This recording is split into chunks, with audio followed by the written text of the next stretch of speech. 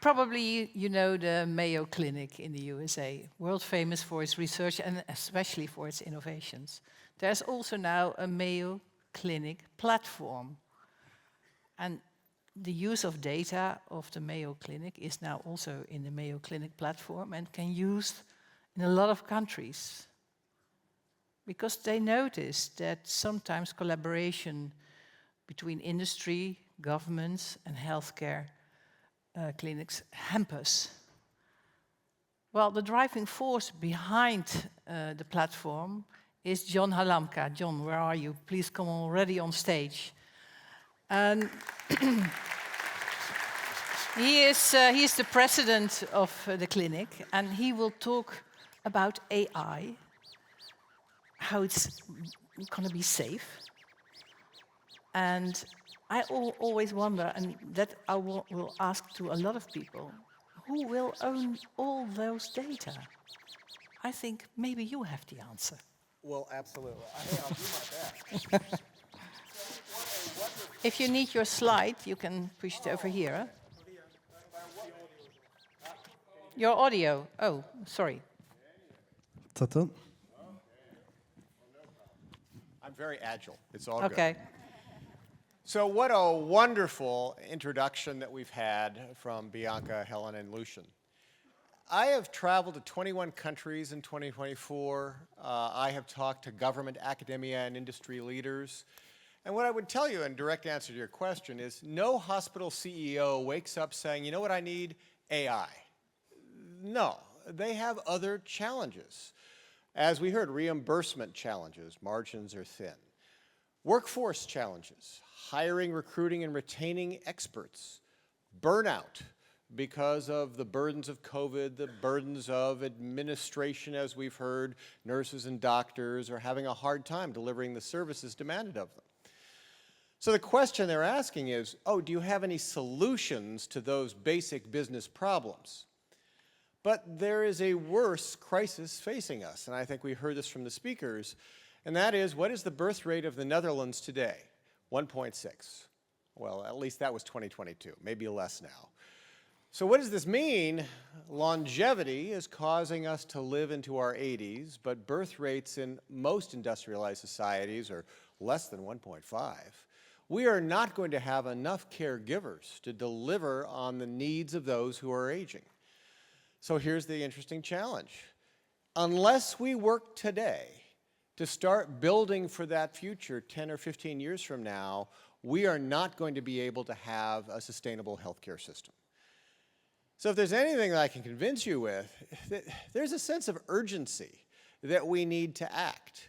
This notion of innovating on a time scale of 7 or 8 years, way too long, we need to start today. I have many friends in the Netherlands. I have been to the Netherlands, I think, 3 times this year. I'll be back in June. And what I see is some amazing activities at individual institutions. But again, I'm an American, and so what do I know? I haven't seen the coalition of all coming together in a singular direction for the benefit of all. And maybe that's happening, and I just haven't quite seen it. But I visited in the last 24 hours with organizations like the Cumulus Group or Health Rye or the AI Coalition of the Netherlands, and I see some really extraordinary energy and sparks. So maybe I can give you a design. As again, this represents the work that I'm seeing not only at Mayo Clinic but around the world of the work ahead and the need for all of us in the Netherlands, but globally to come together to do it. So if we could just move to the one picture that I have. Here we go. So, perfect. So first you have to decide what it is you want to do, right? You can't just say, oh, I'm going to just use generative AI and it will solve all problems. We absolutely know that generative AI is good for some things, but not so good for others. So figure out what are the problems that you want to address. Is there a particular clinical condition, a particular workflow, a particular setting? Because once you decide what it is you want to do, then you can start to understand the data that you are going to need to do it. And I would argue that data has three characteristics. First, it has depth, and that is, well, am I gathering data about your problems, your medications, your allergies? Am I gathering your genomic sequence? Am I gathering your telemetry, your images? How about your lifestyle, your exposome, what you eat and where you live? Right? The number of different kinds of data about you, that's depth. Breadth would be the number of patients.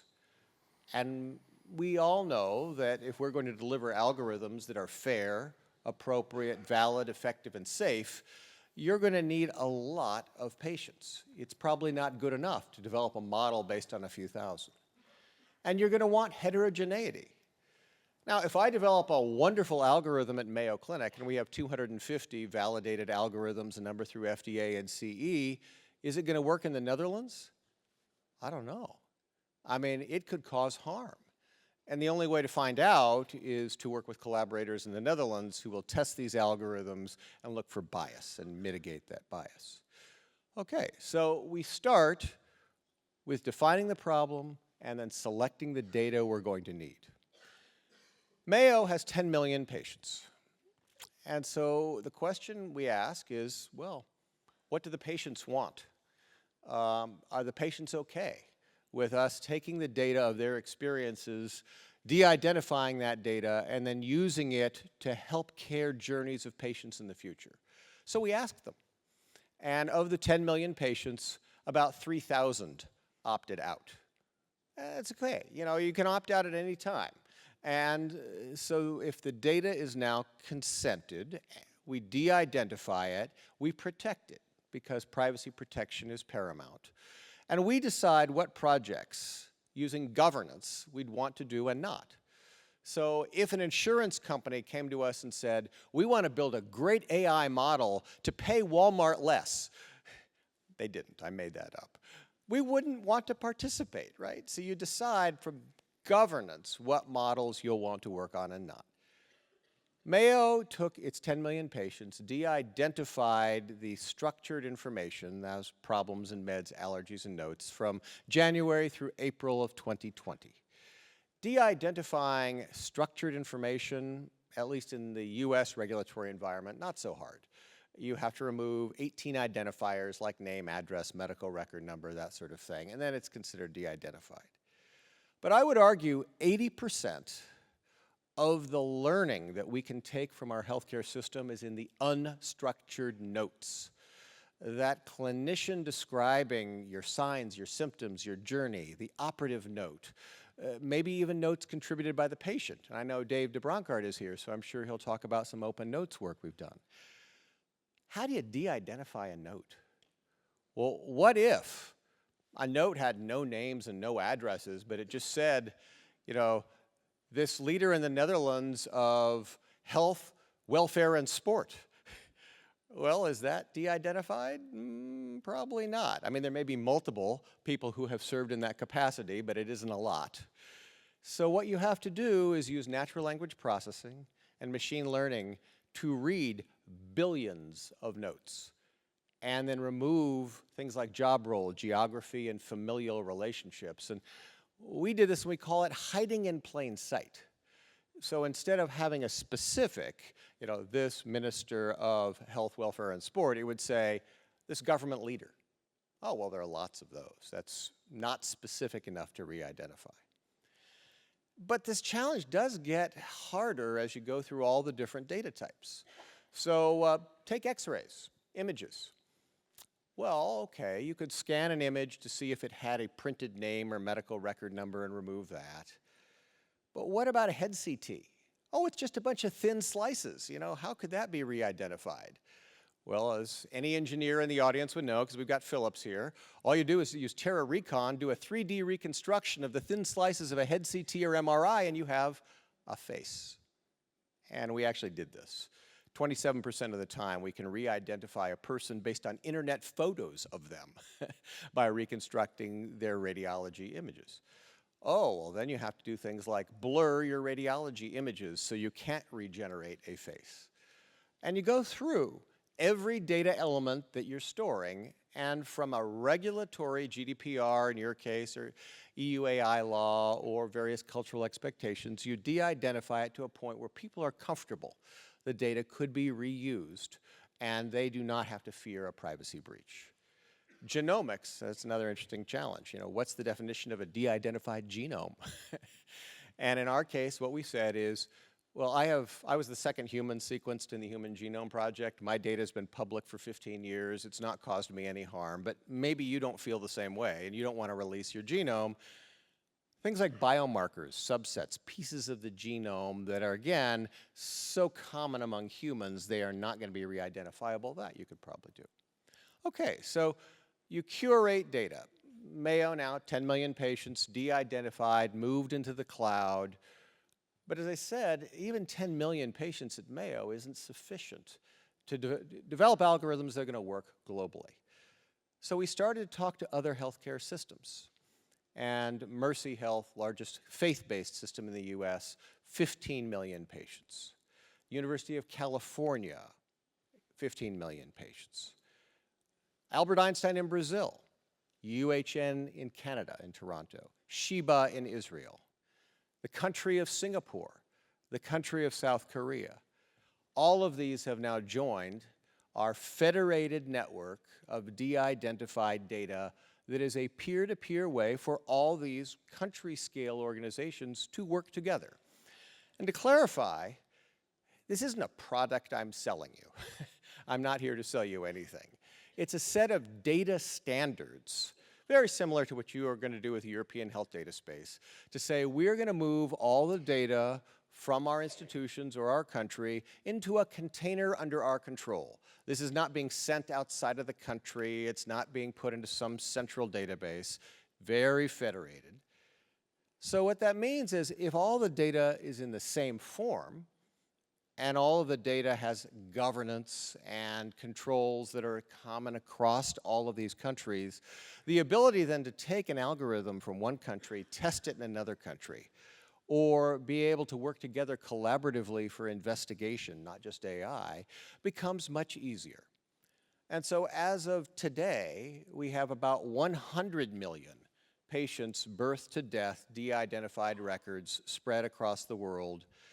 And I've been given the challenge by the CEO of Mayo Clinic that during my tenure as president, that I will touch the healthcare of 3 billion people. And unless you think that's hyperbole, there are roughly about 3 billion people with electronic records on the planet today. So absolutely, as you in the Netherlands work through these challenges, start small, think big, move fast. It's really important to build coalitions.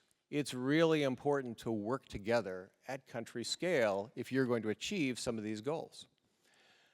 Once you develop your models, test those models and continuously test them. Because a model developed today that looks like it's fair and unbiased, a year from now may be horrible. And I'll just give you the quick example. Mayo developed an algorithm for triaging telemedicine patients in January of 2020, and we deployed it in April of 2020. Now, if you just think about this for a minute, did the use of telemedicine change in the Netherlands around April of 2020? You probably went from 2% to 90%. The algorithm was useless, right? So make sure from a workflow perspective, you're looking at data shift, algorithmic fairness over time, and you're continuing to monitor these processes. It isn't a one and done. Well, I've talked a lot about more predictive AI kinds of challenges. Let's talk about generative AI, because that was a topic that folks were asking about. Mayo has about a dozen generative AI projects, and as you have said, you have to look at the safety, the regulatory constraints, where there's risk. So we said, there's not a huge amount of risk in using generative AI to, say, read a chart for you. Here's a 3,000-page chart. Tell me what's going on with the patient. Well, generative AI actually can do a pretty good job at taking a large amount of text and writing a cogent summary. Or a patient and a doctor have a conversation. And in the United States, about 50% of doctor time is spent at a keyboard. I don't know if you have that same problem. What if the generative AI can write the note, not a transcription, but a nice summary of what the doctor and the patient had to say, reducing administrative burden? We have about 400 clinicians doing that today with a lot of oversight. It's a study, as you described, and it's working really well. It takes about 80% of the burden out of their administrative tasks. Where we want to go is, can you use generative AI to assist with diagnosis and treatment planning? And I don't mean replace the clinician, that's not at all what I'm getting at, but example, so my 3 billion base pairs, what does it mean? How should I change my lifestyle? Should I exercise more, eat less? I don't know. Can a generative AI system be trained on the million genomes that we have in our database to offer some guidance to the patient based on their novel genome? Don't know. We're trying it with IRB, human subjects, very strict research protocols. Certain diseases like autoimmune diseases, very hard to diagnose. Anyone with autoimmune disease, you know your journey has been long with many clinicians. Can generative AI read your entire history and look at patients like you and say, this might be the journey that would work for you? Don't know. We're going to try it. Large language models, you probably know, predict the next word in a sentence. I could argue that medical care is not the next word in a sentence. Medical care is, what is the next event in your life? So could you take 100 million patients and train generative AI on every event in their healthcare journey, birth to death, and then as a new patient presents, say, here are some of the things that might be next. And next could be a blood test. Next could be a dietary change, a surgery. And so that's an experiment. And so we're doing that as well. So maybe just in the world of generative AI, huge promise. Start with administrative lower risk use cases and then move forward in an experimental setting to see what is going to be safe and accurate. And really important with your coalitions that I've already seen forming, society has to decide what the guidelines and guardrails are for the healthcare future that you want and where AI will help and where AI will hurt. And we're all going to do it together. And Mayo Clinic, as you heard, is here to be a kind of catalyst. And if we can de-risk the journey a bit by trying some of these experiments first, you can be sure we're going to share with you everything we've learned, good and bad. Well, I look forward to your questions and look forward to the rest of the conference. Thank you.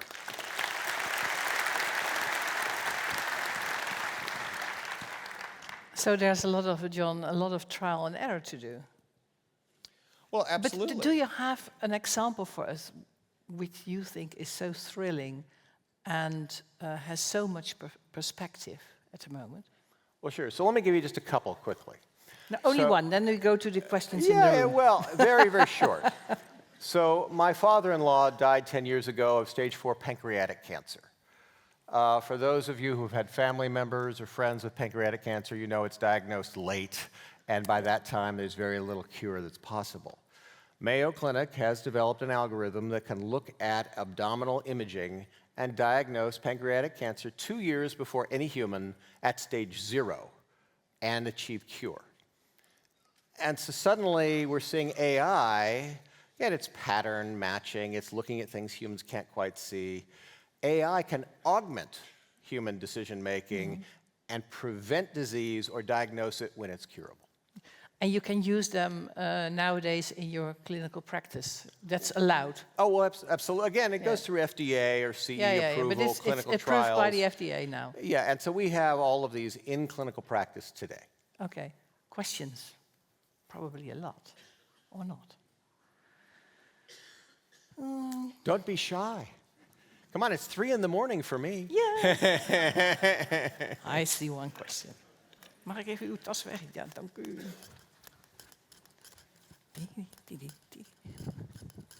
Hi, your name, please. Stijn de Vries, I see. Yeah, good morning, Stijn de Vries. I'm a consultant urologist in Rotterdam, the Netherlands, but also a founder of a company making information for patients. And what really interests me is how do you build these alliances? How do all your partners from Korea, from Singapore, why do they say yes to you?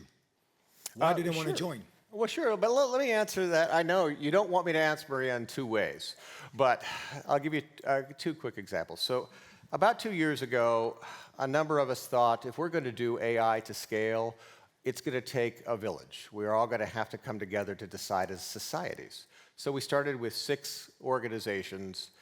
As of today, we're at 2,500 organizations globally working together for something called the Coalition for Health AI, because every country, every government, academia, and industry leader said, there's a problem we have to solve with some urgency. And they were willing to come together in a peer-to-peer fashion where there was benefit to society and hegemony of no one individual. If you go to the Coalition for Health AI website, you'll see everything we've done is available for free. And of course, I'm certain it's very similar to what the Netherlands AI Coalition is doing, but thrilled to work together to solve common problems. With the Mayo's approach to data, for example, I want to create some competition here. So I met with the Minister of Health and the Danish Industry Council, and it took them 8 hours to figure out that Denmark wanted to join as a country. And because the issue is if they want to inspire entrepreneurism in their country, if they want to work on health in their country, and they want to learn from other countries that have moved first, the only way to do it is together. So scale up your collaboration. Other questions, please? Yeah. Come on. Thank you. I'm Stephanie Wijbrands. I'm in clinical informatics. Do you also use AI for the co-workers, like nurses and doctors, to predict unhappiness at the workplace, or maybe predict burnout, or support recovering process? So what a really good question. So there are, of course, some interesting ways at evaluating human behavior. Let me just describe one. In my previous role, I was at Harvard Medical School as the CIO, and I oversaw something called digital psychiatry, and we asked permission to load an application on people's phones that looked at what I call digital exhaust. How many times did you look at Facebook today? Did you go for a walk? Were you interactive with your social media channels? And we could predict depression and anxiety with an incredible sensitivity and specificity looking at digital exhaust. So Mayo has deployed that kind of thing. But as well, there are startup companies that I have seen specifically working in the case of diagnosing burnout in clinicians of all kinds and trying to, through leadership training and collaboration, address it. Because it's a true crisis of our time. But is it also in your Mayo Clinic, John? Well, yes, because we have 82,400 employees of Mayo and spread across 3 major sites. And Mayo believes that although we have one governance, there should be innovation in each of those sites independently. So we've had leaders in the various sites try these new ideas. Okay, thank you. Harpreet Singh from India. Yeah, I'm Dr. Harpreet, and I'm looking after the program of Digital Health and AI in ICMR, Indian Council of Medical Research. So these technology and innovations, they are very good and they are going on at a very nice pace, but the real challenge is acceptability by the patients or the individuals. So have you thought of any mechanisms how you can improve the acceptability among it? Because they, at the end of the day, want to be seen by a doctor rather than by AI bot. Right. So what an excellent question. Your measure of success should not be the number of algorithms that go through CE clearance. It should be adoption. Are people using these things, doctors and patients? And so how do you build a value proposition for the patient? Well, patient, of course, you're going to see a human. But what if that human can actually perform 5 times better diagnosing your disease, get you your cure with less expense and less pain? Would that be interesting to you? So you have to make sure that there's something compelling in this. The patient's understanding this is not AI replacing the doctor, it is AI augmenting the clinician. That tends to resonate pretty well. Yeah, but the patient has to trust it. Right. Well, and I know we're out of time, but very quickly, some years ago, patients said, I don't like this electronic health record because it doesn't feel very secure. I like paper in a filing cabinet because that's much better. And of course, it took a bit of time before patients realized anyone can make a copy of a piece of paper in a filing cabinet and you'd never know. Whereas if something is encrypted and secure in a cloud, it's actually more secure. Well, AI is going to have the same journey. And also if you can correct your electronic dossier, because sometimes there are many faults in it. Much of the time, that is true. Okay.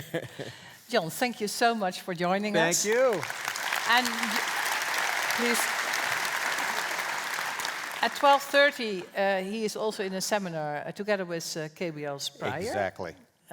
If you want to know, I don't think it was fully booked yet, so maybe you will Okay, have well, we'll some talk about attendees now. We'll talk about Yeah. platforms. Yeah. Sounds good. So, thank you. Thank you, John.